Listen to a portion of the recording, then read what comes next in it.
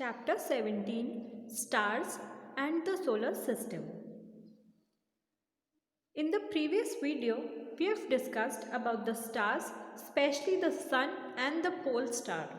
We said that the Sun is also a star, but it looks comparatively big because it is closer to us than the other stars.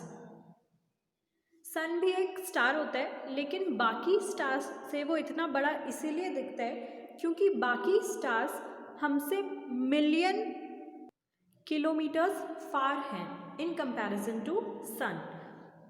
Stars जो होते हैं वो रात को तो होते हैं, दिखते ही हैं, लेकिन वो दिन में भी स्काई में ही होते हैं. पर वो इसलिए नहीं दिखते हैं क्योंकि सनलाइट इतनी ब्राइट होती है कि वो बाकी स्टार्स की लाइट को भी कवर कर लेती है. पोल स्टार के बारे में हमने ये पढ़ा था कि पोल स्टार अर्थ की जो एक्सिस होती है जिस पर अर्थ रोटेट करता है उसके पास ही होती है पोल स्टार की लोकेशन. पोल स्टार स्टेशनरी होता है और एक ही जगह पर हमको अपीयर होता है. इसके अलावा बाकी स्टार्स अपनी पोजीशन चेंज करते रहते हैं. ईस्ट साइड से वेस्ट की तरफ स्टार्स मूव करते हैं. फॉर एग्जाम्पल, अगर कोई स्टार अर्ली नाइट में राइज हो गया है ईस्ट साइड में, तो सुबह होते होते वो वेस्ट साइड में चला जाएगा और वेस्ट साइड में ही सेट होगा. In this part of this chapter we will talk about constellations. The stars forming a group that has a recognisable shape is known as constellation. Stars का एक ऐसा ग्रुप जो किसी पर्टिकुलर शेप की तरह अपीयर होता है उसको कॉन्स्टिलेशन बोलते हैं. फॉर एग्जाम्पल, आप बोर्ड पर डायग्राम देख सकते हो.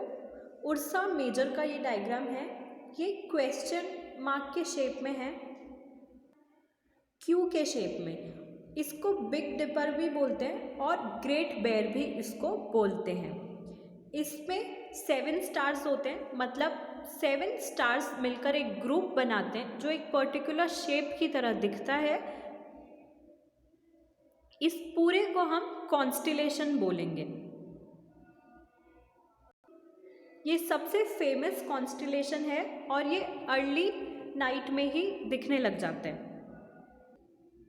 आप इसका शेप बोर्ड पर देख सकते हो. इसकी जो पोल वाला पार्ट है, बॉडी वाला, उसमें 4 स्टार्स हैं, 1, 2, 3 and 4. और जो पीछे की स्ट्रिप्स में, हैंडल में 3 स्टार्स होते हैं. As you can see 5, 6 and 7.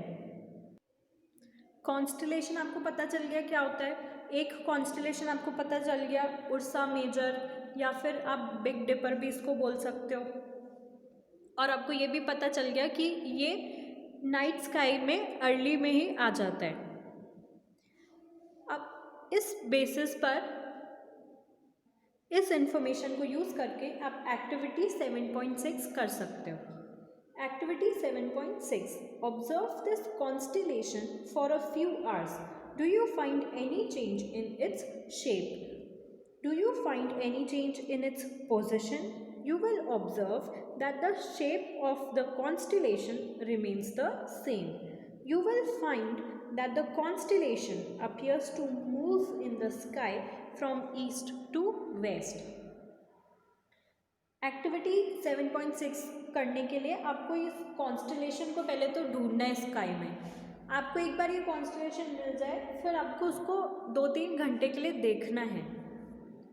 2-3 घंटे के लिए आप जब इसको देखोगे तो आपको ये ऑब्जर्व करना है कि क्या इस कॉन्स्टिलेशन के शेप में कोई चेंज आए हैं. जैसे इसके ऊपर वाले पार्ट में 4 स्टार्स हैं और नीचे वाले पार्ट में 3 स्टार्स हैं, टोटल 7 स्टार्स.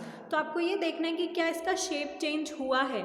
जैसे ऊपर ये एक स्क्वायर या फिर रेक्टेंगल की तरह अपीयर होगा, आपको ये देखना है कि वो किसी और शेप का तो नहीं हो गया.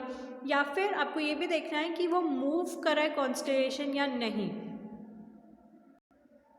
आप ये ऑब्जर्व करोगे कि उस कॉन्स्टिलेशन का शेप तो सेम ही है, मतलब 7 स्टार्स हैं, सब सेम पोजीशन पर हैं, लेकिन मूवमेंट हो रहा है इसका।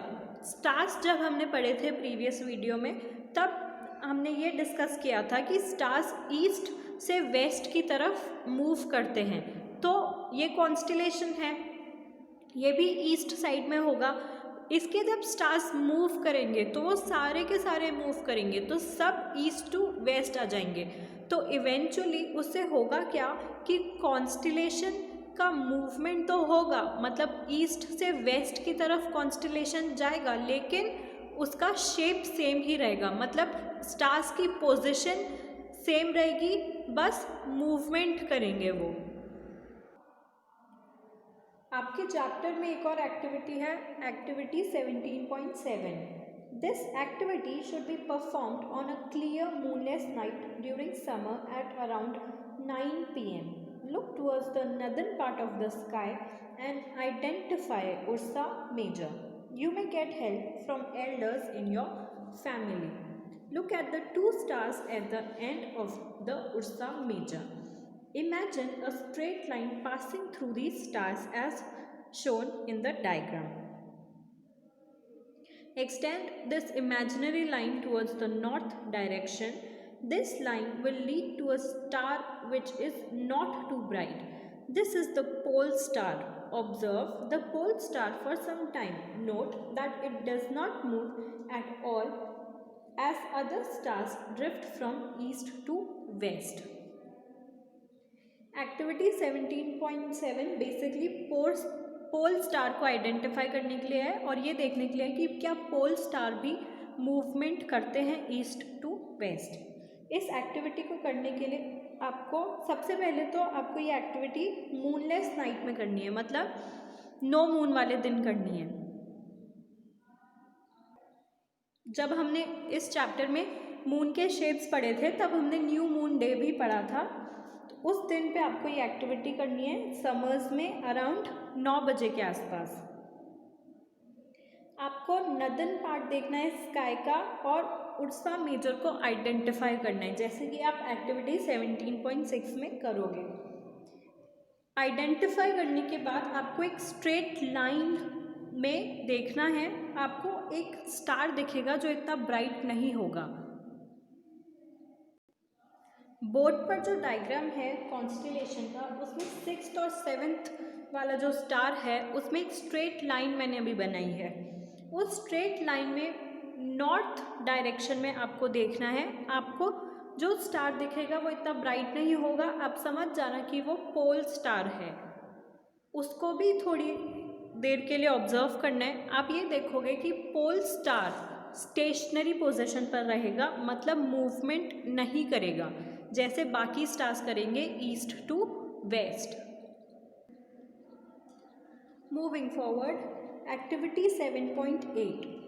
During a summer night observe Ursa Major 3-4 times at an interval of 2 to 3 hours. Also locate the pole star each time. Does Ursa Major appear to move from east to west? Does it appear to revolve around the pole star?